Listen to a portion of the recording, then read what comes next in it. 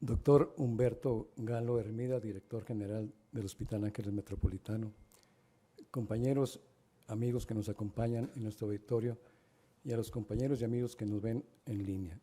Gracias por acompañarnos. A nombre del doctor Galo y de la Sociedad Médica, les damos la más cordial y afectuosa bienvenida a esta conferencia Contracorriente, el cual va a estar dada por el licenciado Antonio Argüelles, que ustedes van a ver en el transcurso de la plática. Es un mexicano que ha dejado muy en alto el nombre de nuestro país a nivel mundial. Cedo la palabra al doctor Galo, que nos va a hacer la presentación del licenciado Argüelles.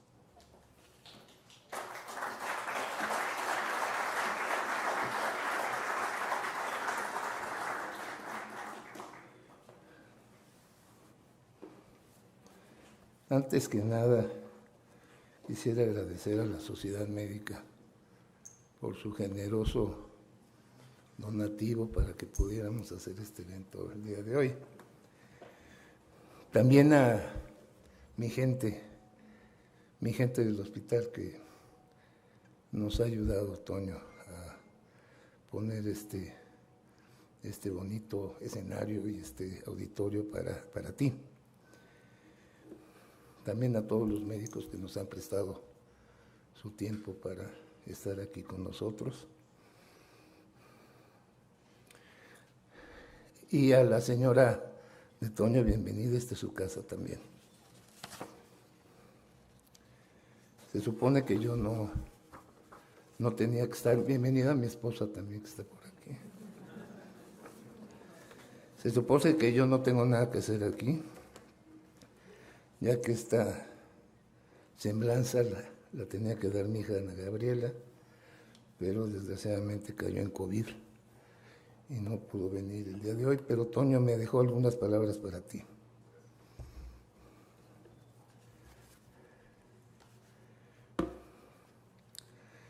Y esto es lo que escribió. Muchos de los que tenemos el honor de ya conocerlo, lo llamamos el Siete Mares o simplemente Toño. Pero la verdad es que Antonio Argüelles es mucho más que un nadador. Toño es de las personas más admirables que me he encontrado en la vida, no solamente por su perseverancia o por el gran hombre de negocios que es, sino por su forma de enfrentar la vida y de luchar por sus sueños. Como ya lo mencioné, Toño es, entre otras cosas, un nadador orgullosamente mexicano. Comenzó su carrera deportiva desde joven y durante su primer año en la Universidad de Stanford fue nadador competitivo, para posteriormente dedicarse a correr maratones y a traer el hermosísimo deporte del triatlón a México como fundador de la empresa Haz Deporte. Con esto les digo que Toño tiene en su bolsa más de 10 maratones, 5 Ironmans y un sinnúmero de triatlones en su versión olímpica y sprint. Fue después de haber regresado de Stanford, cuando en la década de los 90, Toño retomó la natación, esta vez en aguas abiertas. En 1999 se convirtió en el primer mexicano y la octava persona en completar la triple corona de natación en aguas abiertas, que consiste en cruzar la isla Catalina a la costa de California, rodear la isla de Manhattan y, por si fuera poco, cruzar el Canal de la Mancha de Francia a Gran Bretaña. 10 años más tarde repitió la hazaña y así se convirtió en la primera persona en el mundo en completar la triple corona 2 veces. Les digo, Toño no se conforma y él siempre va por más. No importa qué tan loco o descabellado nos suene a todos nosotros. Luego, en 2017, terminó el reto de los 7 mares, 7 nados de alta dificultad alrededor del mundo, y los cuales se conocen por ser el equivalente, pero en agua, a las 7 cumbres del montañismo. Estos son los canales de la Mancha, Catalina, Molokai y del Norte, y los estrechos de Sugarú, Gibraltar y Cook. Ello lo llevó a recibir el récord Guinness, el hombre de mayor edad, 58 años y un tercio, 110 días, en completar los 7 mares. Su logro más reciente data de agosto de 2019, cuando terminó un cruzo doble, es decir, de ida y vuelta del Canal de Catalina en 24 horas 17 minutos. Con ello se convirtió en la persona de mayor edad, 60 años, en lograrlo. Su segundo récord Guinness. Actualmente se prepara para completar una doble vuelta a Manhattan en agosto de este año. Nado que forma parte de su preparación para un cruzo doble del Canal de la Mancha en 2023. Por sus logros ha recibido numerosos reconocimientos, entre los cuales destacan, además de los 2 récord Guinness, el Premio Nacional del Deporte en 2019, el ingreso al Salón de la Fama Internacional de la Natación de Fondo en 2015 y el nombramiento del Hombre del Año en 2015 y 2017 que otorga la Asociación Mundial de Natación en Aguas Abiertas, WOSA por sus siglas en inglés. A la par de su trayectoria deportiva, se ha distinguido como emprendedor y servidor público. Creó su primera empresa dedicada a la venta de artículos de natación de la marca Speedo a los 14 años. Esto lo llevó a conocer al presidente mundial de Speedo, quien no solamente se sorprendió al conocerlo en persona, creyendo que negociaba y vendía sus artículos a un adulto, y en verdad Toño no era más que un niño, sino que también lo acogió en California para sus estudios en Stanford y le ayudó a desarrollarse en los ámbitos académicos y deportivos. Es un poco más adelante en donde Toño funda la Federación Mexicana de Triatlón, de la cual es presidente honorario, y la empresa Haz Deporte, trayendo el triatlón a México. Como servidor público, fue oficial mayor de las Secretarías de Comercio y Fomento Industrial y de Hacienda y Crédito Público. También fue director general del Colegio Nacional de Educación Profesional Técnica, CONALEP, donde inició su transformación profunda en este enorme subsistema de educación media superior. 262 planteles, 251 alumnos y 10,000 docentes. Su experiencia en CONALEP lo llevó a enamorarse de la educación y a crear la nueva Escuela Tecnológica, NET, la cual ofrece educación de calidad a costos accesibles en municipios conurbados de la zona metropolitana de la Ciudad de México. Posteriormente fundó también 7 Mares Consultores, organización que lleva a cabo proyectos de diseño e implementación de políticas educativas, sobre todo programas de reforzamiento de español y matemáticas en distintos estados del país. En el ámbito de la filantropía, creó Brazada Abrazada, un proyecto que por medio de la natación y otras actividades acuáticas busca empoderar a niños de escuelas públicas. El objetivo es que se activen físicamente, desarrollen relaciones sociales y refuercen sus hábitos cognitivos y emocionales. La pandemia interrumpió el trabajo de la fundación, que tiene alrededor de 1,000 niños. Sin embargo, espera reanudar las actividades el próximo ciclo escolar. Por último, ha publicado numerosos libros de administración pública y es autor, junto con Nora Toledano, de A cada abrazada, El azul interminable, esta última sobre su experiencia al cruzar el Canal de la Mancha. Su libro más reciente es Travesía interminable, de Editorial Reverte, en el cual relata sus aventuras de los 7 mares y comparte las principales lecciones que le ha dejado la vida. Lo leí, es muy interesante, se lo recomiendo muchísimo.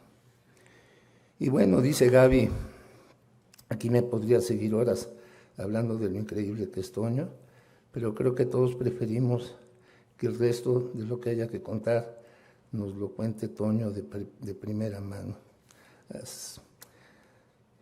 Toño, eres bienvenido, esta es tu casa. Espero que no la necesites. Los descuentos aquí son muy escasos, la verdad no te conviene. Así que les pedimos a todos nos regalen un fuerte aplauso para recibir el día de hoy a Antonio Reyes.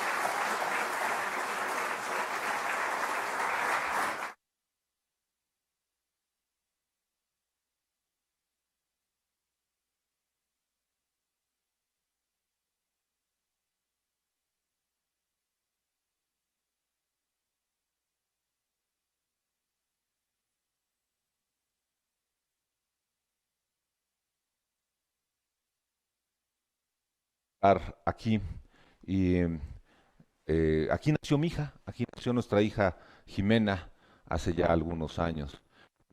Estar aquí con ustedes en esta presentación es algo que me llena pues de memorias de aquel sábado, cuando ella nació como a la 1:59 de la tarde. Y si no, no se acuerda de eso, no me acuerdo de otras cosas por mi edad, pero de la hora que nació Jimena, de esa sí nunca se me va a olvidar. Déjenme decirles que en la vida todos tenemos una roca. Para algunos es la familia, para otros es el trabajo, para muchos la roca de su vida es la religión, pero para mí esa roca siempre ha sido el deporte y específicamente la natación. Y yo aprendí a nadar en la alberca de mi abuelo Diego. Mi abuelo Diego vivía en Cuernavaca y por esas cuestiones raras de la vida construyó una alberca no de 15 metros, no de 20, no de 25. Era una alberca que tenía 17 metros. Y le quedaba bastante jardín para que hubiera sido más larga. Pero era una alberca que no solamente tenía 17 metros, sino que tenía 3 metros de profundidad durante toda la alberca. Tampoco nunca entendí por qué no tenía un lugar bajito, sobre todo cuando era yo pequeño. Pero lo que más recuerdo es que la alberca siempre estaba fría. Por más que tenía una calefacción, mi abuelo nunca la prendió. Y esa alberca pues se convirtió en un espacio donde solamente mis hermanos a veces, mi papá a veces, y yo cada vez que podía me metía, porque en Cuernavaca en esas épocas, no sé si siga sucediendo el día de hoy, el agua llegaba de deshielo de los volcanes. Y yo cuando empiezo a nadar aguas abiertas, me imagino que ese goce que tengo por el agua fría vino de esos primeros años de mi infancia. Y yo no sé si aquí alguno de ustedes fue al colegio alemán. Levanten la mano, pero puedes levantar la mano sin no, no te preocupes. Bueno, tú sabes lo que fue ir al colegio alemán. Yo fui al colegio alemán y en el colegio alemán desde que está uno en primero de primaria, de kinder, tiene que ser un hombre o una mujer del Renacimiento. Y yo hoy a mis 63 años sigo siendo una persona hiperactiva. Entonces imagínense cuando tenía 4 o 5 años, lo que significaba estar dentro del rigor de la escuela del colegio alemán. Uno no se podía mover, tenías que estar sentado, tenías que aprender a hablar, no, bueno, español, pero no solamente español, sino alemán e inglés. Tenías que cantar, el coro de Tantepina, muy famoso, el coro del colegio alemán, hacer manualidades. Imagínense con estas manos lo que yo sufría, pero lo que yo no podía hacer era poner atención y no me quedaba yo sentado. Pero el colmo de mis de malas es que, pues no es que puedo decir que hoy soy delgado, pero pues en ese tiempo pues me bulleaban, porque en esa época el bullying era algo muy normal, hoy no hay que bullear, pero bueno, en esa época, en los 60 todo el mundo bulleaba a todo el mundo. Y yo me hacía gordito y me enojaba y siempre estaba metido en problemas, lo cual era un círculo bastante negativo que mis padres no sabían cómo lidiar con él. Y yo siempre recuerdo, y me gusta comentarlo, porque estoy seguro que las mujeres mexicanas, cuando nacen, les ponen un chip que les queda para toda la vida. Y es la siguiente frase, que me decía mi madre cada vez que llegaba yo con mis calificaciones y esta libreta donde ponían lo mal que me comportaba. Lo único que te voy a dejar, la única herencia, es tu educación. ¿A alguien le dijeron eso de su vida? ¿Verdad que sí? Las mamás lo dicen todo el tiempo, ¿verdad? Cuando no nos portamos bien, las mamás lo dicen. Y bueno, afortunadamente mi vida cambió cuando en 1968 Felipe Muñoz gana la medalla de oro en los 200 metros nado pecho. Y si los jóvenes aquí no han visto esa escena donde Felipe pasa en quinto lugar en los 100 metros y cómo en la tercera parte empieza a avanzar y empieza a alcanzar a sus competidores y la alberca olímpica empieza en un grito tibio, tibio, tibio y finalmente él gana. Y mi papá decía que si veíamos televisión nos íbamos a volver tontos y en mi casa no había televisión. Nosotros vivíamos en Coyoacán y mis abuelitos también vivían en Coyoacán y entonces yo me iba a casa de mis abuelos a ver la televisión y nunca voy a olvidar el momento en que empiezan a entonar el himno nacional y la bandera mexicana sube en el asta bandera. Y en ese momento yo me dije a mí, yo quiero ganar una medalla olímpica, yo quiero ir a los Juegos Olímpicos. Y para los que son padres jóvenes y tienen una hija o un hijo hiperactivo, el mejor remedio es que pongan a hacer ejercicio. Porque yo empecé a nadar y mi vida cambió en forma estructural. De sacarme muy malas calificaciones, nunca fui el primer lugar de mi clase, pero sí pues estaba yo entre los 2 mejores o 3 mejores de mi clase, pero también a través de la natación, como decía Humberto en la reseña que hizo Gaby, por favor, salúdamela Humberto y dile que le agradezco mucho sus palabras, aunque no, me da lástima que no estuviera el día de hoy aquí. Yo empiezo mi primer negocio a los 14 años, vendiendo gogles, gorras y trajes de baño. Y yo sé que ahora a muchos de nosotros nos molestan los vendedores ambulantes, pero pues yo era un vendedor ambulante. Yo llegaba a las albercas, ponía mi toalla, ponía mis gogles, mis gorras, mi traje de baños. Y así fue como conocí a Mr. Lee, que era el presidente mundial de Speedo. Y en 1976 yo voy a Montreal, no compito, me lleva mi entrenador y Mr. Lee me invita. Y recuerdo que una tarde antes de la competencia final, le digo a Mr. Lee, oiga Mr. Lee, pues usted conoce a todos los entrenadores en Estados Unidos, dígale a alguno de ellos que me reciba durante el verano para yo poder nadar porque me doy cuenta que estoy estancado como nadador. Y me dice, no, yo ya hablé con Shirley, que era su esposa, yo ya hablé con Shirley y queremos que te vengas a vivir a nuestra casa en Los Altos, California, que es una pequeña ciudad al sur de San Francisco y al sur de Palo Alto. Entonces imagínense que yo llego a mi casa después de los Juegos Olímpicos del 76 a finales de agosto y llego y le digo a mi papá y a mi mamá, pues con la noticia de que yo me voy en 2 semanas a vivir a California. Y bueno, mi mamá y mi papá siempre me apoyaron muchísimo, pero bueno, imagínense esa noticia en la comunidad en los 70s, que yo me iba a ir al estado del sexo y las drogas, como era California, a estudiar a una escuela, que quién sabe qué escuela era, porque no era como el colegio alemán, y yo feliz de irme de mi casa, de irme de México, irme a otro lugar, y así es como llego a Los Altos High School, donde nado y juego waterpolo, y después entro a la Universidad de Stanford, donde me doy cuenta que mi vida como nadador pues no tiene mucho futuro. ¿Y alguno de ustedes aquí nadó competitivamente? ¿Nadie? Sí. Ah, qué bueno, o que siga nadando. Yo nadaba 1500 metros libres. Imagínense que termina la competencia. Esto es en lo que se conoce como Pac-10, que son las universidades del este de Estados Unidos. Y todos los nadadores terminaron 50 metros antes que yo. Es realmente de las vergüenzas más grandes que he tenido en mi vida. Porque me estaban esperando que yo terminara para poder seguir con las competencias. Y en ese momento me di cuenta de que yo no había nacido para ir a unos Juegos Olímpicos y que yo no iba a ganar una medalla de oro. Y empecé a correr. No he corrido 42 maratones. ¿Dónde está el doctor que nos estuve platicando? Por aquí está, por aquí está es el doctor que me estaba platicando. Perdóname que se me dio tu nombre. Ya a mi edad se me olvidan muchas cosas.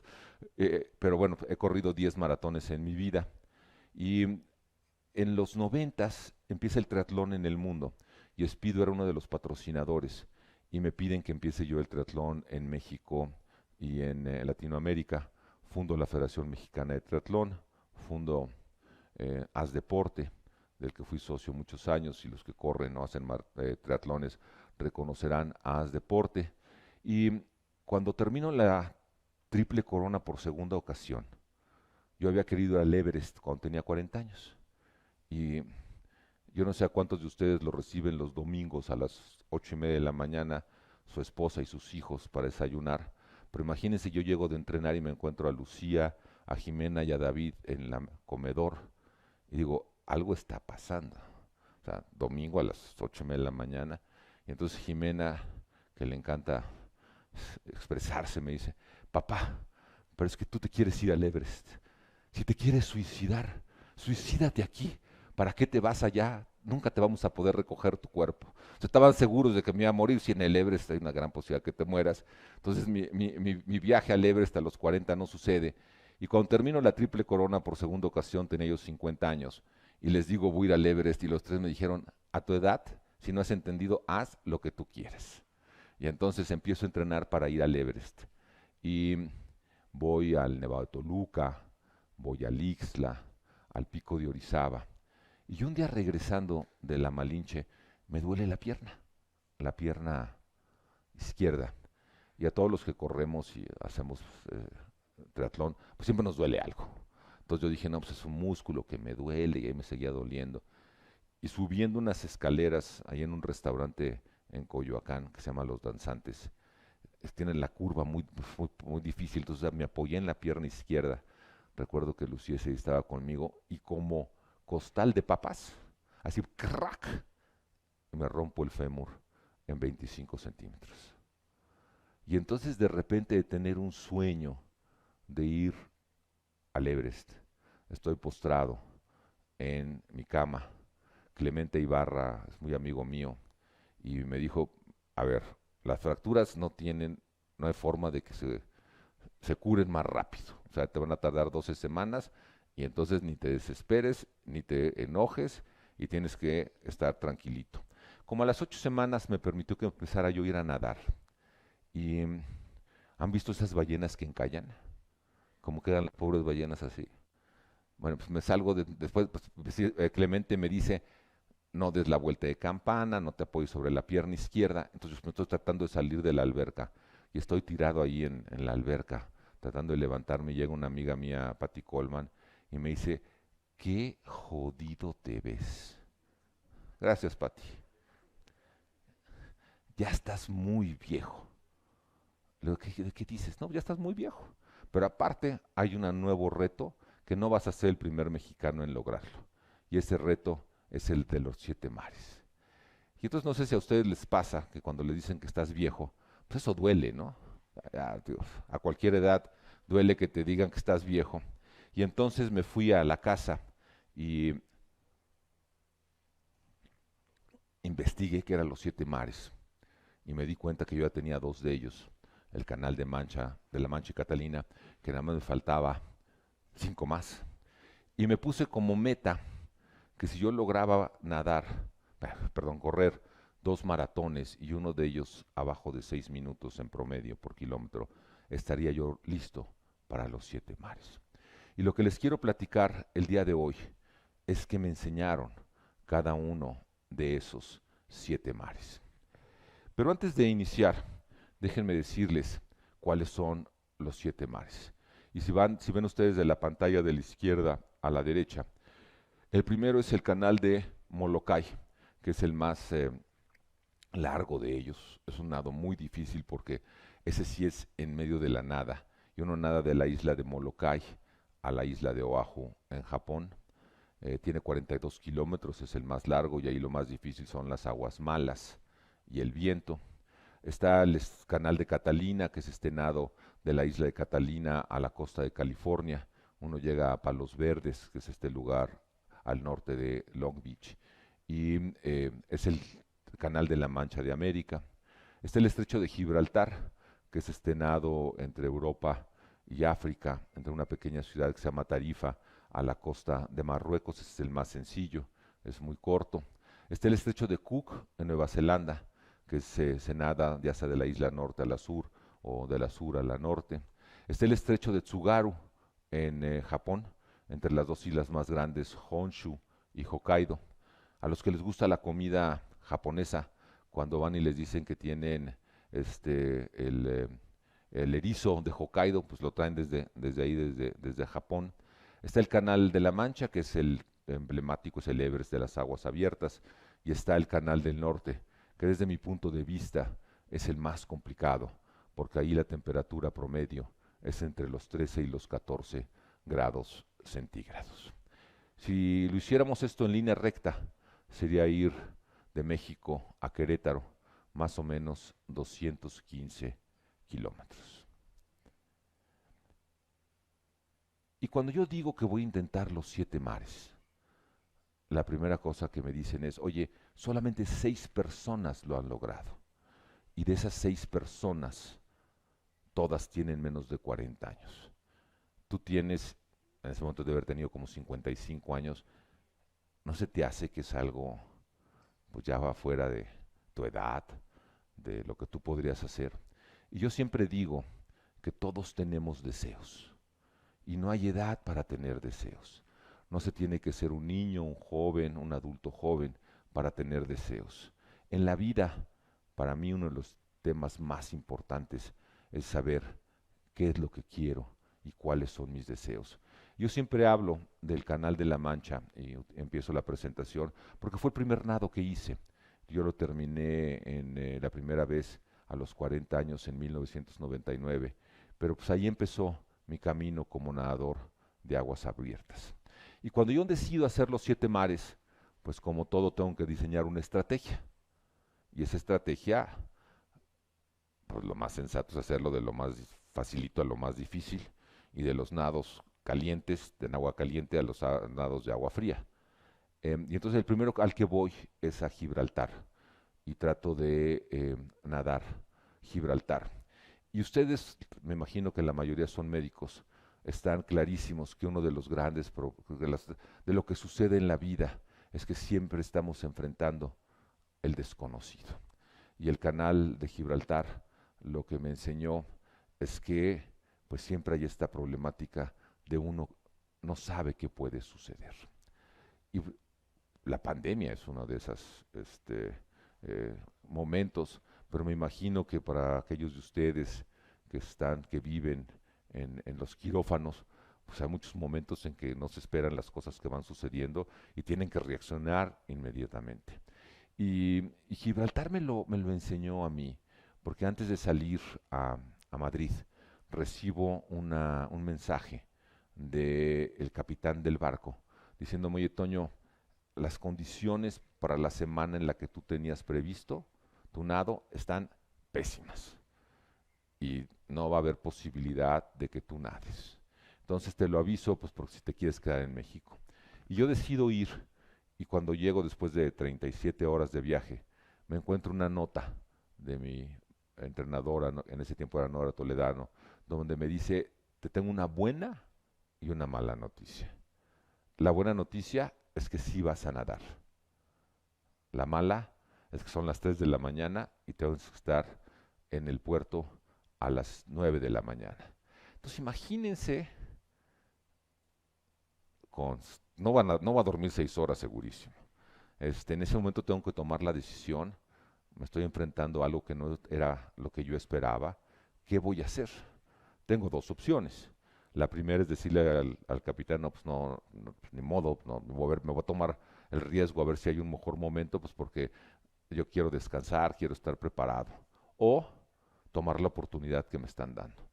Y esa es la vida. La vida todos los días nos obliga a tomar decisiones que muchas veces no la tenemos planeadas en la ruta que hemos considerado que va a ser nuestro día a día o nuestra vida o nuestras metas o nuestra idea de por dónde queremos transitar. Y finalmente nado y termino en 4 horas mi tercer nado de los 7 mares. Y cuando termino Catalina, yo llevaba ya muchos años de no nadar, salgo totalmente lesionado del brazo izquierdo.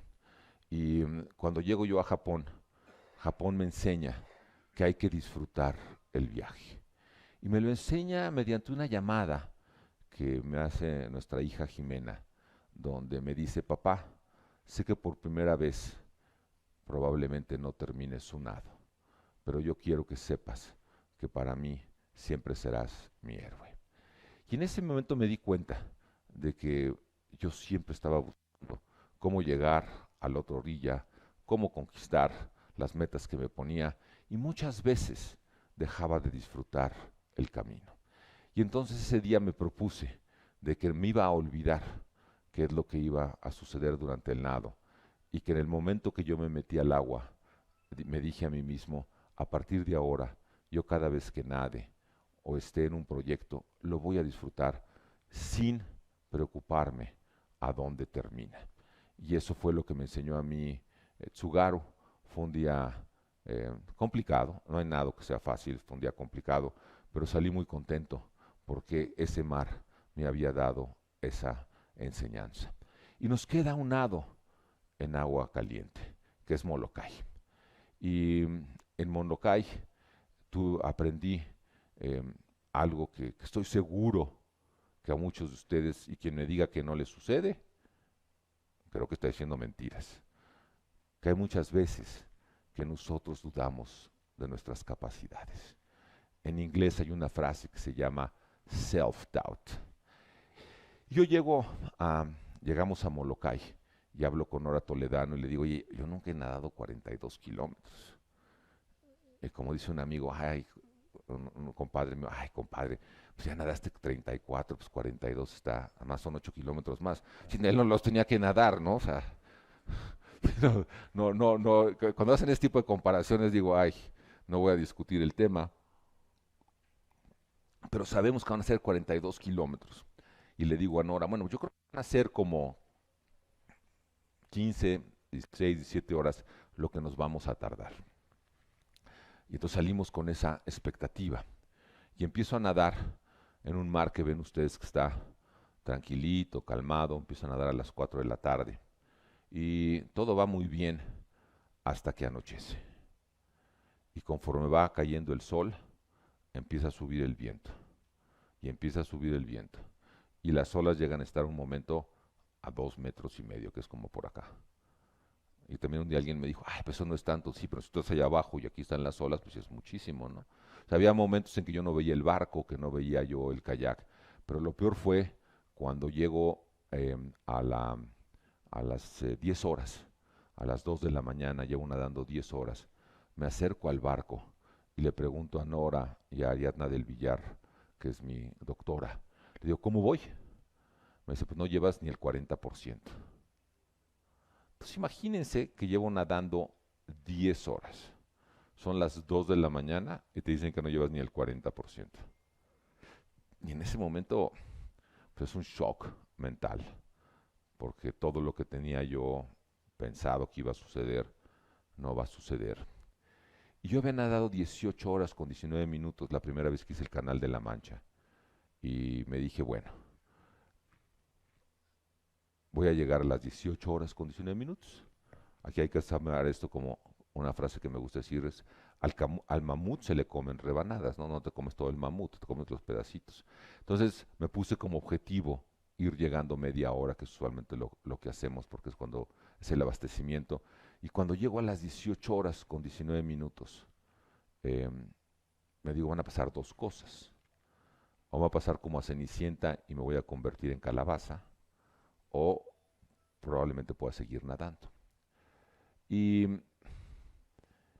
y esta es la lección que a mí me dio Molokai, aparte de que tenía yo dudas de mi capacidad, es que muchas veces enfocamos el problema de una sola manera.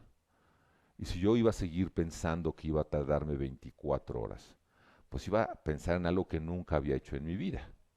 Y cuando hice 18 horas con 19 minutos tenía 17 años menos. Entonces, bueno, imagínense todas esas cosas que están en la cabeza, ¿no? Y entonces dije: a ver, 5, 6 horas más es lo que los que entrenamos aguas abiertas nadamos un fin de semana en las estacas.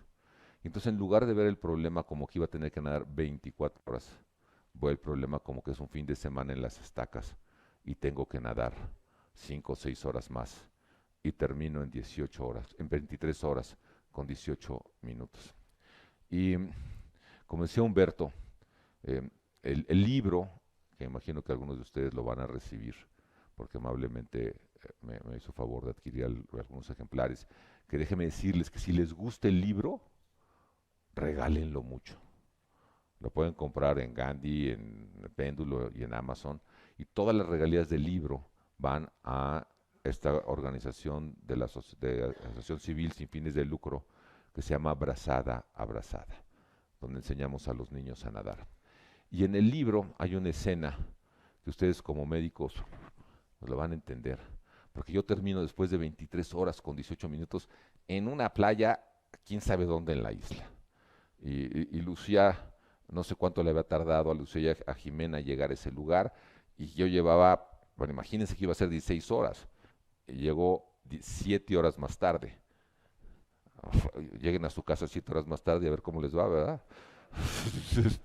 Bueno, pues igualito me estaba pasando a mí. Finalmente llego y estoy muy contento porque termino probablemente el segundo nado más complicado. Y lo primero que le digo a Jimena, mi hija, es: Jimena, consíguete una cerveza. Y que me desmayo. Y entonces me desmayé, pues ya, obvio, imagínense, 23 horas de estar así, me paro buscando una cerveza, pues obviamente que me iba a desmayar. No seguí el protocolo que Ariadna, nunca me se va a olvidar porque ya se quedó en el barco, y acabé en la ambulancia. Así ese fue un día complicado, pero bueno, no se lo voy a platicar todo porque tiene su parte chistosa para que lo lean en el libro. Y entonces terminamos y yo siempre pongo esa fotografía, eh, porque vean lo que me tengo en la cara. Si ustedes ven aquí esto, es una cicatriz que me dejan las aguas malas.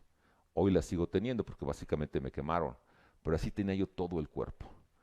Y es uno de los problemas más graves de Molokai, es que tienes que enfrentar no solamente a las olas, al mar, a la sal, al viento, pero también a las aguas malas. Y he terminado con los nados en aguas frías.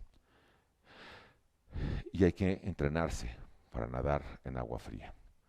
Y pues en la Ciudad de México, por más que me digan que el agua con la que se bañan en su casa cuando no hay calefacción es fría, no, no es fría. El agua de la Ciudad de México, pues no, yo lo he medido, lo más bajo que lo he medido es como 17 grados, que definitivamente no es fría. Y aquí no hay lugares de agua fría. Y entonces nuestro hijo David estaba estudiando en California, estaba haciendo su doctorado en Stanford. Y entonces convenzo a Lucía de que es muy importante de ir a visitar a David todos los meses. David un día nos dijo: oigan, ni siquiera los que están en primero de la universidad los vienen a visitar sus papás tanto, o sea, no podían dejar de venir a visitarme, a checar cómo estoy. Y voy porque quiero nadar en agua fría en San Francisco, que el agua es muy fría y en la bahía, y me preparo, y por ahí de noviembre estoy seguro de que ya estoy listo, pero pues uno nunca sabe si está listo hasta que no se prueba. Y el canal de Catalina solamente se había nadado en 90 años 3 veces en enero. Y entonces yo decido inscribirme para hacer Catalina en enero. Y cuando lo hago, ahora Rafa y todo mi equipo me dice: ¿pero qué estás haciendo? Inventario, porque yo no tenía que volver a nadar Catalina. ¿Y por qué tomar riesgos? Y entonces ese nado de Catalina, a mí lo que me enseñó es que hay que tomar riesgos en la vida. Y en general a los seres humanos no nos gusta tomar riesgos. Hay algunos que nos gusta tomar más riesgos que a otros. Yo estoy de este lado de los que les gusta tomar los riesgos. Pero cuando uno toma un riesgo, le pueden pasar dos cosas. O le va bien, y en ese momento valió la pena tomar el riesgo porque pudo comprobar si su hipótesis era la correcta, o te va mal, en cuyo caso aprendiste algo importante para que la próxima vez te salga bien. Y yo lo que siempre digo es que en un mar complicado, donde uno está tomando riesgos, siempre hay una playa que está del otro lado, donde el sol está saliendo y habrá valido la pena tomar el riesgo. Quedan dos nados: el estrecho de Cook y el canal del norte. Y entonces nos vamos a Nueva Zelanda Y ahí aprendí lo importante de lo que es el poder de la mente. Yo creo que ustedes coincidirán conmigo de que el enemigo más poderoso que tenemos los seres humanos somos nosotros mismos.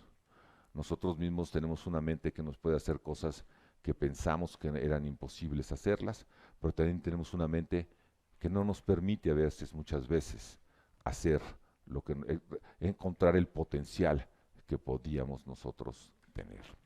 Y cuando empiezo a nadar el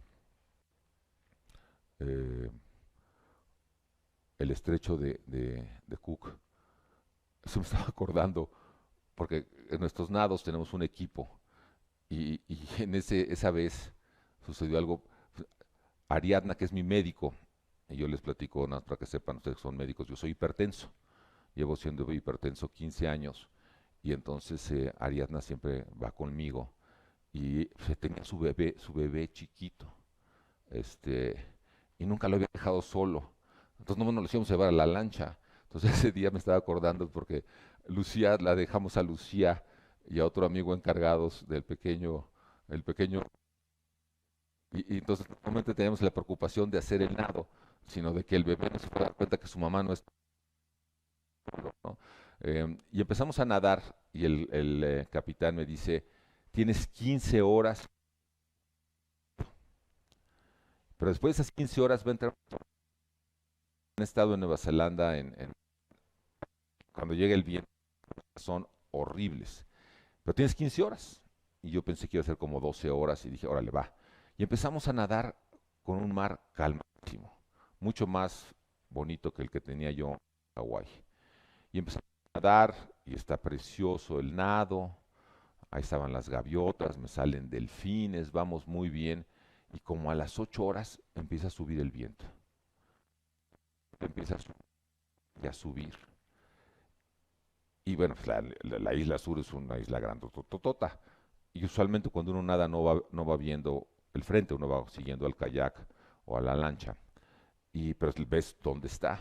Y de repente, pues yo tenía que ir así, aquí enfrente, y estoy viendo que, pues por más que nadamos, me está llevando para acá. Y si pierdo la isla, pues va a ser muy complicado. Porque, en fin. Y entonces me dicen, para poder revertir el, eh, de las corrientes. Entonces ustedes imagínense el cambio de 180 grados, donde por un lado tienes un mar que está totalmente y de repente vas a tener que pasar a un mar. ¿Apagan este? Ok.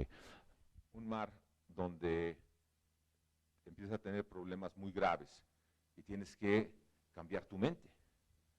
Y eso es muy complicado, porque estás en una situación totalmente positiva, donde te sientes bajo control, y de repente estás en una posición en la que no tienes ningún control.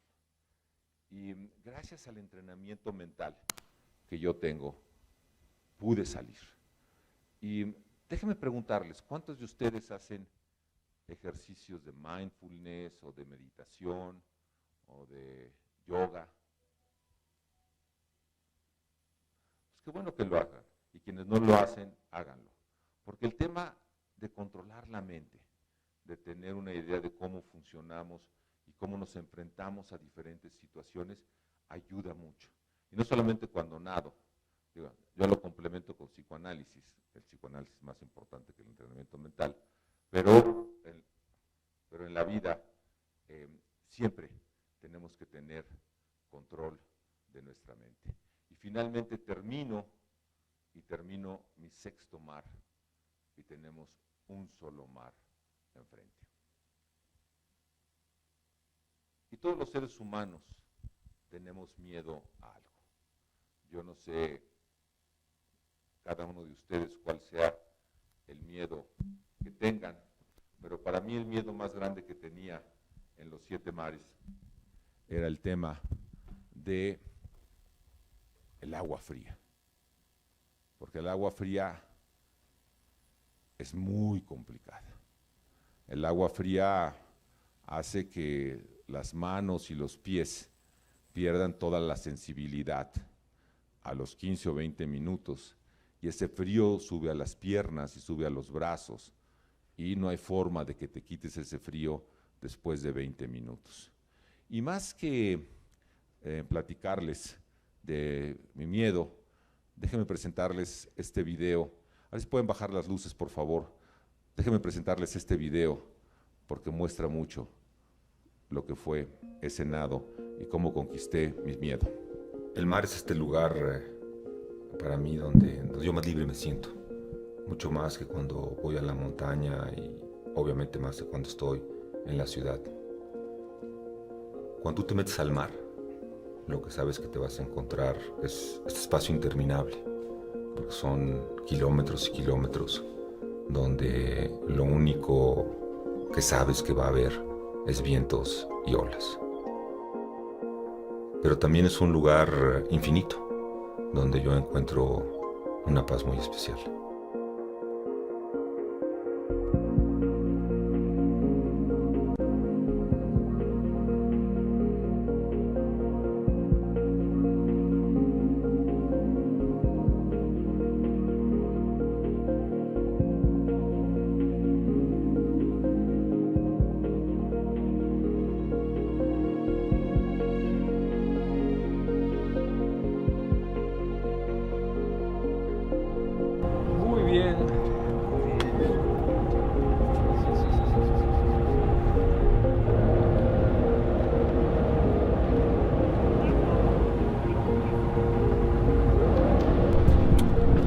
Toño, éxito, Toño. Bye, Palo. Bye, Toño. Vamos por el séptimo. Venga. Okay, have a good day. Good done. Yes. See you. There's somewhere else. Just touch it with your feet. Hold your hands up in the air and let me know. Don't try to get climb out.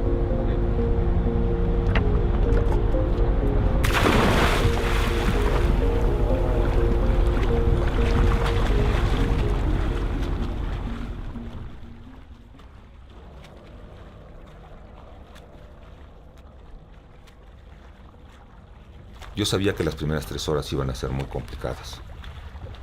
El agua estaba fría, 13.2 grados Celsius. Y no solamente estaba fría el agua, sino que hacía mucho viento.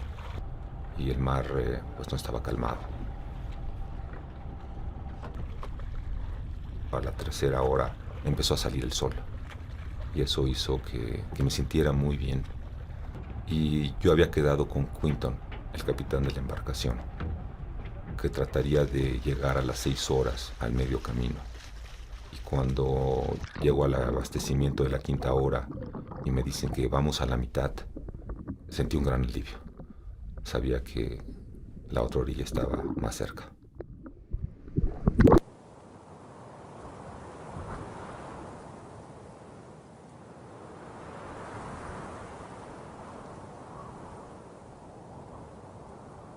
El frío es un dolor que no se quita en tu nado. Durante los primeros 15-20 minutos llega al máximo que vas a tener. Y empiezas a enfriarte de las manos hacia los brazos y de los pies a las piernas. Y necesitas una energía mental muy importante para aislar ese frío en tu abdomen y que no suba a la parte media del cuerpo y a la cabeza. Porque si eso sucede, te van a sacar por hipotermia.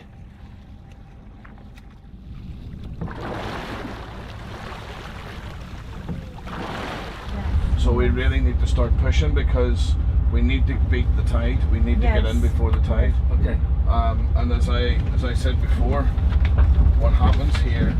At what time is the tide? 9 o'clock, 2100. But what happens here is the tide pushes you out. Yes. So we're about here. Yes. Yeah. And really we need to be about here.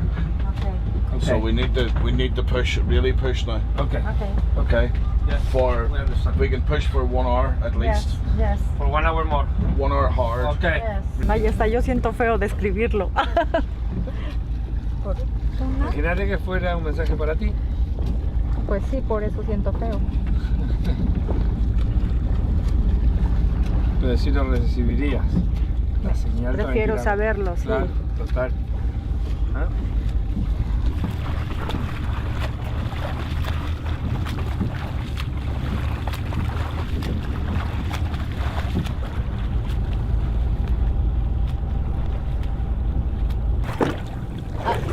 Ahí.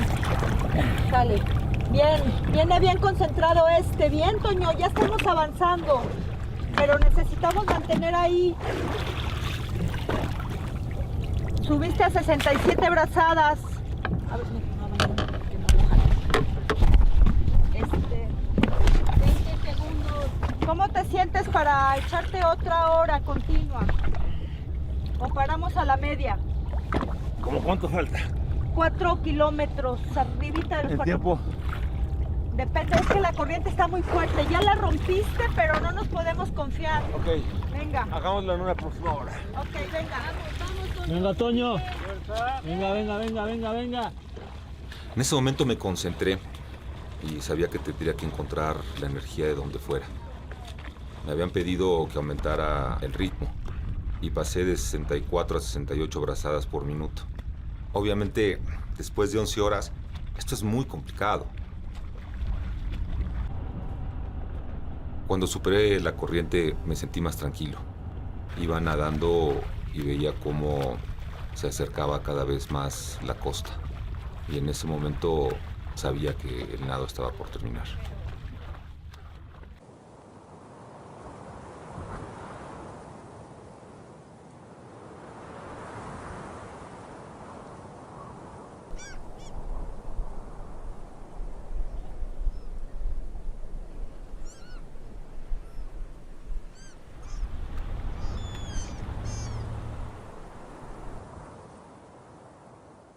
Pero nunca me imaginé que la llegada fuera a ser tan complicada. Conforme iba avanzando me di cuenta que las piedras eran muy filosas, que la fuerza del mar hacía que mi cuerpo pareciera un pedazo de madera y me sentí totalmente impotente y con mucho miedo.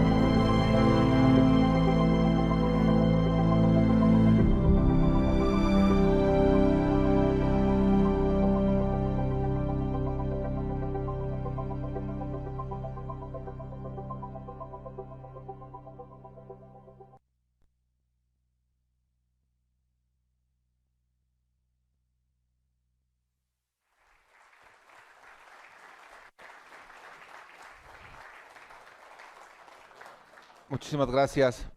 Y bueno, ahora abro el micrófono hasta que ustedes quieran con preguntas y respuestas.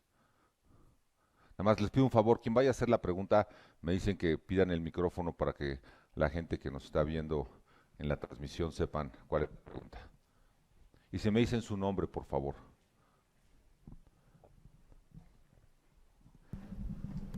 Buenas noches. Es un verdadero honor escuchar esta plática, pero sobre todo quisiera preguntarle de dónde es la esencia filosófica de esa fortaleza, que no nada más es física, ni tampoco nada más es mental. Es algo muy superior al término medio. Felicidades. Gracias. ¿Cómo te llamas? Doctor Hamlet Tito Hernández. Muchas gracias. A ver, durante una época de mi vida, 3 semanas, cuando a mí me detectan hipertensión, estaba yo con el doctor González Hermosillo en el Centro Nacional de Cardiología, y entonces mandó llamar a todos los expertos. Y pues yo llegaba y le decía, hola, ¿cómo estás? ¿No? Yo veía que todo el mundo, doctor, ¿cómo está usted? Doctor, ¿cómo está usted? Entonces les pregunté, me dijeron, es que hay un protocolo, que siempre se habla uno de usted entre los doctores, se les habla de usted a los doctores y las doctoras. Yo les pido que no me hablen de usted. A mí díganme Toño, díganme Antonio, pero por favor no me hablen de usted, porque ya estoy muy viejo. Entonces si me hablas de usted me voy a sentir todavía mucho más viejo. Yo creo que la frase con la que termina mi presentación fue una frase que a mí me marcó, me ha marcado toda mi vida. Y fue una frase que me dice mi padre, cuando yo le pregunto que por qué.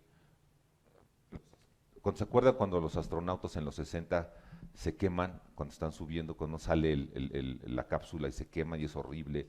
Y entonces yo lo veía en el periódico y yo le preguntaba a mi papá, ¿pero por qué la gente hace eso? Me dice, porque lo peor que te puede pasar es tener una vida de mediocridad. Y entonces me dijo, no le temas al fracaso, témele a la mediocridad.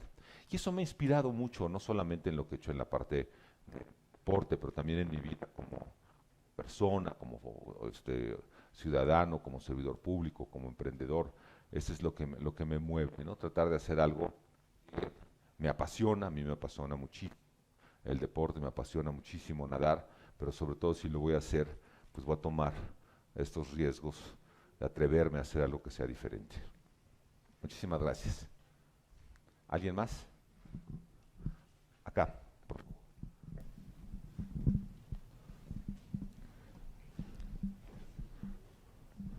Gracias. Gracias, Toño. Te felicito por el enorme esfuerzo que esto ha significado. Es toda una vida. Son cosas que no se pueden escribir más que, o vivir más que invirtiéndole la vida a esta pasión.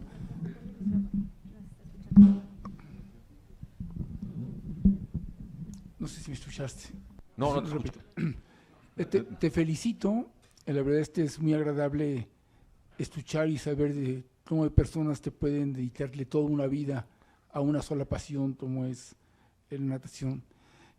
¿A ti usted hemos enfrentado en algún momento alguna situación de un deporte, digamos, extremo como es Torres Maratón?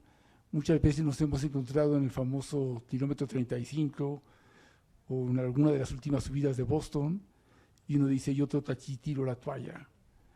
Y a veces tú no tienes esa segunda ola o ese esfuerzo segundo que nos da la enorme satisfacción. Y a veces uno termina y dice, no lo vuelvo a hacer. Y a los 10 segundos dice uno, ¿y cuál será el próximo? ¿Cuánto te pasó y cómo lo superaste? Yo creo que el momento más difícil ha sido en Hawái. Cuando llego yo y me doy cuenta que voy a tener que seguir nadando. Y yo viniendo de esa generación donde el bullying existe, y aparte tengo una frase que siempre comparto, que es: el éxito no necesita explicación. Cuando éramos niños y nos sacábamos 5, o por lo menos yo me sacaba 5, llegaba y le decía a mi mamá que es que la maestra preguntó lo que no nos ha enseñado.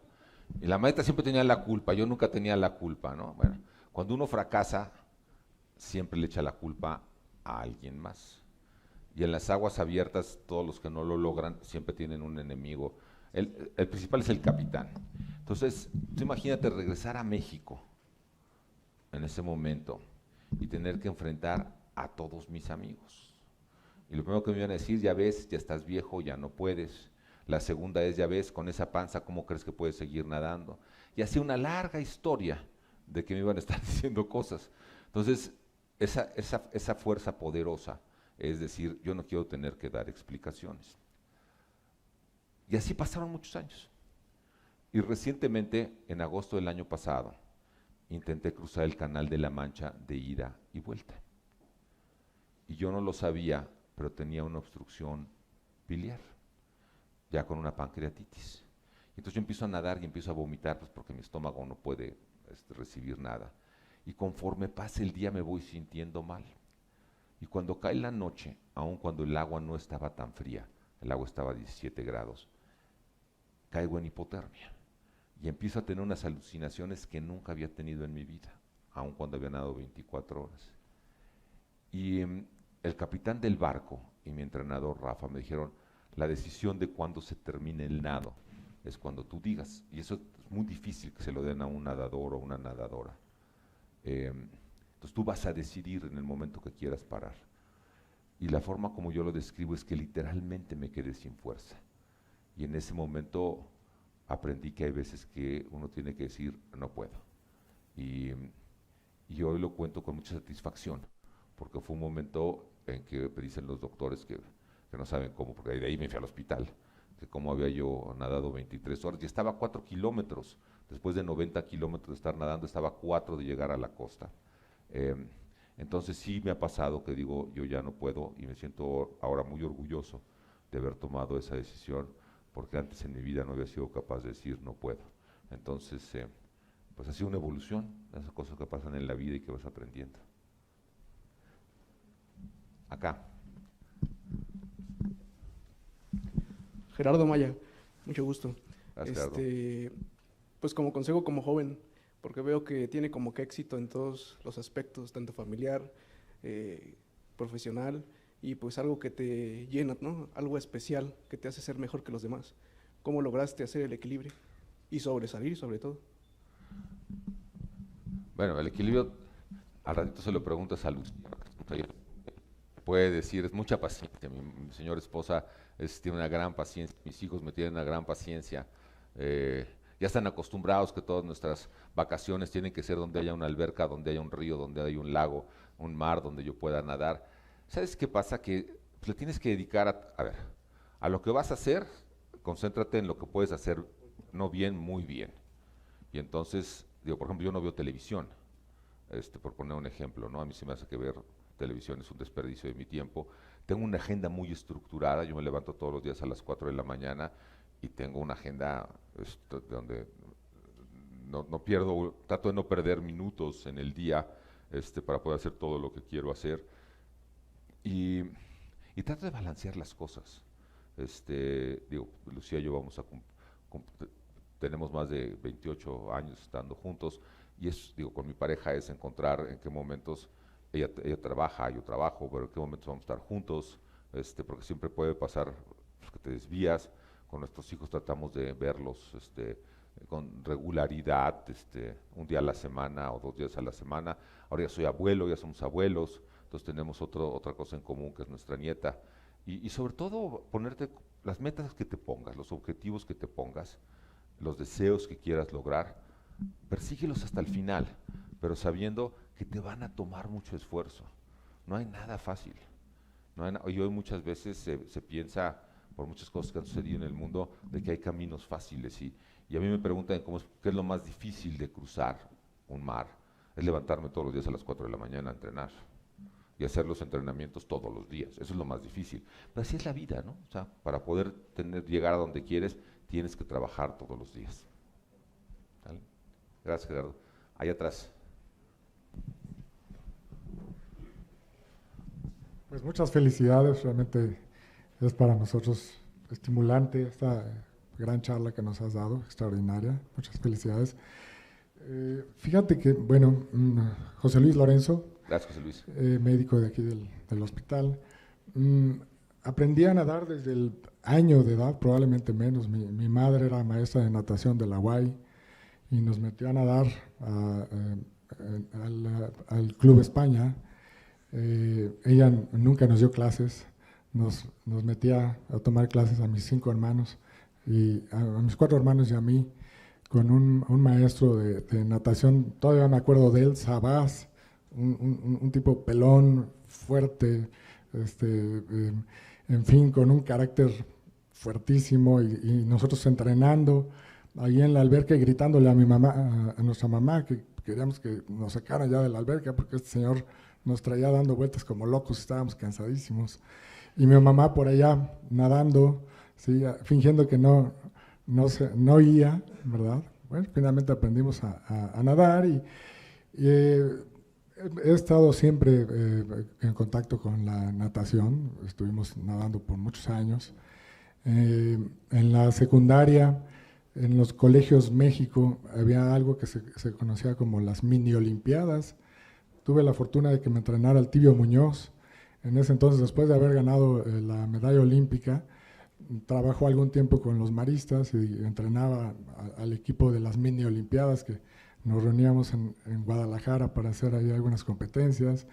En fin, después aprendí a bucear, aprendimos a hacer apnea, siempre familiarizados con el agua, y cada vez que podemos, mis hijos y yo, nos gusta nadar. Y hace 2 semanas, que fue el cumpleaños de mi esposa, nos fuimos a Isla Mujeres a pasar ahí algunos días, y ahí es donde viví algunas de las experiencias más, digamos, estresantes que he vivido, a pesar de que he estado toda mi vida en contacto con el agua desde pequeño. Nos fuimos a bucear en Isla Mujeres. Enfrente hay un barco ahí hundido a 25 metros. Las corrientes eran muy fuertes abajo. Íbamos mi hijo y yo, también iba el profesional, el guía. Hicimos un buceo muy rápido porque estuvimos nadando contracorriente, y finalmente salimos, ¿sí? El guía pues sacó su globo, esta especie como de boya, ¿verdad? Para señalarle al capitán de la embarcación que estábamos ahí, pero había mucha corriente y se perdió el capitán, nos perdió, y estuvimos prácticamente 2 horas ahí a la deriva entre Isla Mujeres y Cancún. Veíamos perfectamente bien la costa de Isla Mujeres y la costa de Cancún, más o menos la distancia son como 20 kilómetros, estaríamos yo creo que a la mitad, como a 10 kilómetros, muy cerca de la punta, de la punta norte, de la punta sur de Isla Mujeres, y pues ante la disyuntiva de no saber qué hacer, porque no veíamos a la embarcación, no había ninguna embarcación que pasara por allí, no era sitio de paso de embarcaciones, ¿verdad? En algún momento nos sentimos tentados a quitarnos el equipo de buceo y nadar hacia alguna de las 2 costas, ¿verdad? En fin, finalmente no perdimos la calma, nos quedamos ahí y en 2 horas llegaron a rescatarnos, ¿no? Pero fue una de las peores experiencias que he tenido, porque estuvimos ahí solos en alta mar, podríamos decir, viendo las costas, pero estábamos solos y sin saber qué iba a pasar de nosotros. Entonces, te hago este comentario porque no sé cómo puedes tú lidiar con ese miedo o esa soledad que se siente cuando está uno en medio del mar, sin ver costas, ¿verdad? Enfrentándote exclusivamente a tu fuerza, ¿sí? a tu voluntad férrea, ¿verdad? Y a las condiciones que te tocan en ese momento, como aguas frías, como, en fin, ¿no? ¿Cómo le haces para sortear eso? Muchas gracias. Felicidades. Gracias. Además, como comentario, si te vuelve a suceder, nada a Isla Mujeres. La corriente siempre va de Cancún a Isla Mujeres. Y usualmente lo que sucede es que esa corriente te hubiera sacado hacia el Golfo o hacia el Caribe y llega hasta Cuba. Entonces no te preocupes, hubieras llegado a buen destino. Es un balsero mexicano y la distancia más o menos son 12 kilómetros entre Cancún e Isla Mujeres. ¿Sabes qué? Que, bueno, todos los que nadamos aguas abiertas, la regla número 1 es seguridad. Y yo cuando me meto a entrenar, entreno de dos maneras. Uno, o nado en un grupo y yo tengo mi boya, y si ahí no puedes usarlo, pero si ves mi boya es donde yo entreno, y las fotos que tengo y los videos que tengo, cuando estoy entrenando siempre tengo una boya, porque nunca sé en qué momento voy a estar en peligro, y por lo menos me puedo agarrar de la boya y ahí voy a estar flotando así como tú estabas flotando. Pero dos, cuando nadas, siempre nadas acompañado. En estos cruces siempre llevas un kayak o el barco. Entonces en ningún momento te sientes esa soledad que tú tenías al estar en esta inmensidad que no sabes ni cómo hacerle. Aquí tú vas siguiendo, todo el mundo me pregunta, ¿y cómo encuentras la dirección? No, pues la dirección nunca la voy viendo, pues no vas a poder ver nada, sobre todo en la noche, ¿no? O sea, sí ves las estrellas, pero imagínate ir nadando y ir calculando en la estrella. Siempre traes un kayak o un barco que es el que tú estás siguiendo. Entonces eso es lo que sucede. Pero cuando entreno solo, siempre tienes que tener alguien que esté contigo, ir en un grupo, o alguien que te esté siguiendo en un kayak, que es una regla de seguridad muy importante. ¿Okay? ¿Alguna otra pregunta? Por favor.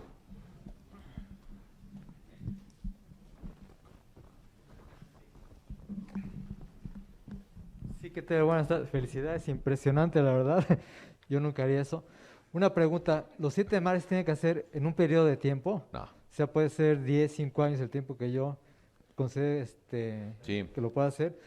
Y la otra, ¿no se puede hacer una licra sobre todo para las aguas malas? ¿Una qué? Licra. No. Para las aguas malas. ¿Tiene que ser siempre así, nada más Sí. en traje de baño? Sí. Okay. El neopreno tampoco. Yo hice 6 de los 7 los hice en 2 años. Y 3 de ellos los hice en 6 meses. Porque cuando hago Catalina en enero, en marzo hago Cook, y luego en agosto hice el Canal del Norte. La primera persona que cruzó el Canal de la Mancha fue el Capitán Webb en 1875. Y el Capitán Webb cruzó con sus gogles, su gorra y su traje de baño. La única diferencia entre esa época y ahora es que el Capitán Webb sigue echando sus shots de whisky. Y ahora pues, tiene todos los geles que hay y no te dejan tomar. Porque yo siempre celebro, mis celebraciones son muy controvertidas, porque yo siempre que termino de nadar me tengo que tomar mis cerraduras blancos y mi corona. Entonces no te dejan hacerlo hasta que no termines. Entonces no puedes usar ninguna licra, no puedes usar y tampoco puedes tocar la embarcación y tampoco te pueden tocar. Entonces son las reglas básicas de un nado de aguas abiertas. Toño, soy Humberto. Sí. Esto que mencionaste al final, ¿qué reglas hay? Porque leí tu libro y decía que en algunos nados tienes que salir del agua, pararte, y así completas el evento. ¿Es así? ¿Hay muchas reglas en esto? Bueno, lo que pasa es que, digamos, lo tradicional es que empieces con el agua abajo de las rodillas y termines con el agua abajo de las rodillas. Eso lo puedes hacer en el canal, lo puedes hacer en Catalina, lo haces en Molokai, pero por ejemplo Gibraltar, empiezas del agua, porque no hay lugar donde puedas iniciar. El Canal del Norte, no hay lugar donde te puedas parar.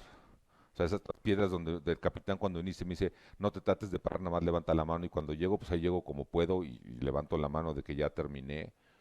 En el estrecho de Cook empiezas del barco y terminas la forma en que llegues a una costa. Entonces, dependiendo del nado es lo que tienes que hacer. Digamos, la ortodoxia, que son el Canal de la Mancha y Catalina, tienes que salir y que el agua esté abajo de tu rodilla. Por ejemplo, cuando yo termino las 24 horas, cuando hago el cruce doble de Catalina, esa salida, porque aparte había mucho kelp, entonces salir nadando y eso se va a hacer complicado. Después de 24 horas no quería que me fuera a desmayar otra vez como había pasado en Hawái. Entonces, digamos, son las diferencias. Allá arriba, atrás.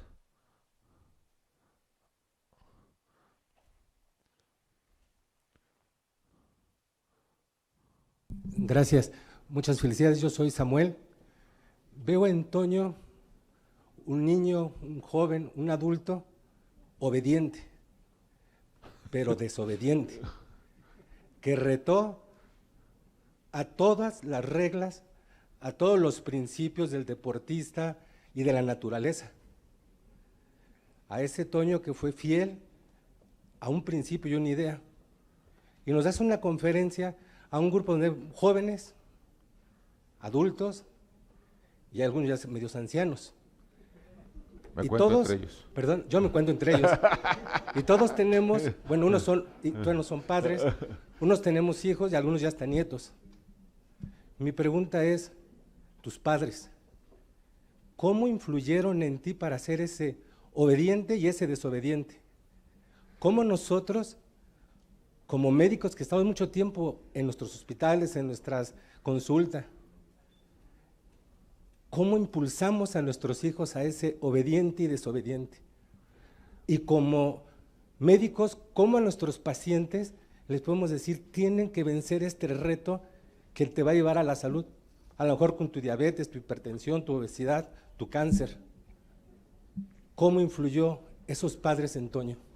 Gracias. Te agradezco muchísimo. Yo tuve la fortuna de tener dos padres extraordinarios, pero tanto mi mamá como mi papá eran médicos veterinarios. Y ahorita que me hacías la pregunta estaba yo pensando pues cómo era mi padre y cómo es mi madre. Y pues ellos crecieron en esa forma, ¿no? Mi papá siempre fue alguien que no se conformó, fue alguien rebelde. Tenía que conformarse en lo que tenía que hacer, sobre todo cuando trabajó para la industria farmacéutica. Mi papá pasaba todo el tiempo que podía pasar con nosotros, lo pasaba con nosotros. Yo recuerdo de niño que me llevaba a la librería de Cristal a comprarme todos los libros que yo quisiera. Fue el que me impulsó mucho a que leyera. Yo, por ejemplo, leí toda la colección de Sandokan desde que era muy pequeño, y entonces me contaba historias y me contaba de Julio Verne y siempre estaba presente. Yo tuve una muy buena relación hasta que mi adolescencia. Con mi madre fue diferente. Con mi madre, hoy tiene 86 años, y hoy en la mañana le hablaba, pero tenemos una empresa ella y yo, una empresa que se dedica a exportar algo muy específico para la industria avícola, que son los aplicadores de punción para la viruela, que para los pollos es muy importante. Pero mi mamá es alguien que nos enseñó el trabajar, ¿no? Nosotros hemos trabajado toda la vida, el orden, la disciplina, pero ambos siempre nos dejaron ser muy libres, muy, muy libres. Y yo creo que eso fue lo que a mí y a mis hermanos nos marcó muchísimo. O sea, mis papás, sobre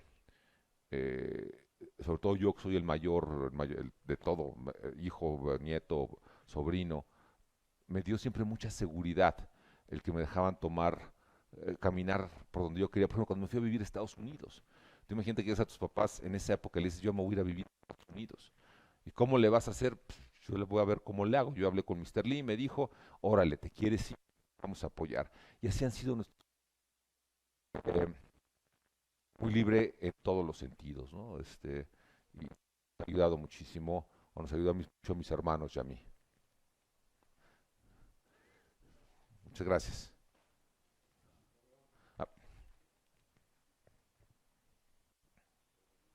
¿Alguien más? ¿Dónde? Ah.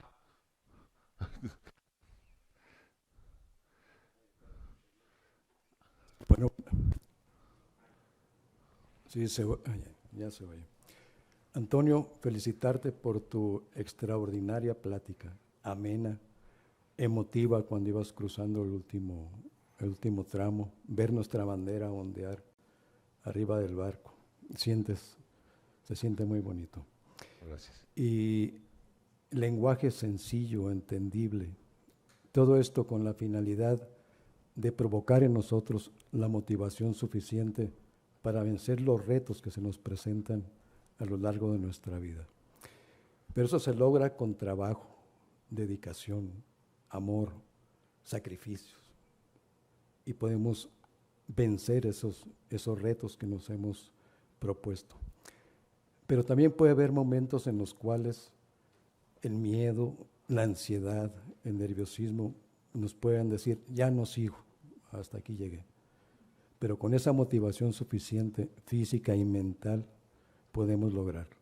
Podemos vencer el obstáculo y ver al final la meta que nos propusimos. Muchas gracias nuevamente por tu excelente plática y ojalá que en algún tiempo volvamos a tenerte aquí con nosotros. Será un placer y muchísimas gracias a todos ustedes. Gracias.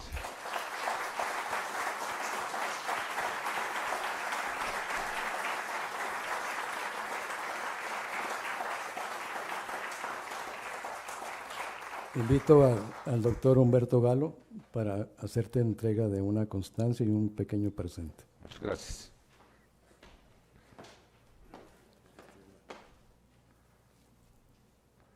Gracias. Toñito, muchas gracias. Muchas felicidades. Presumirla.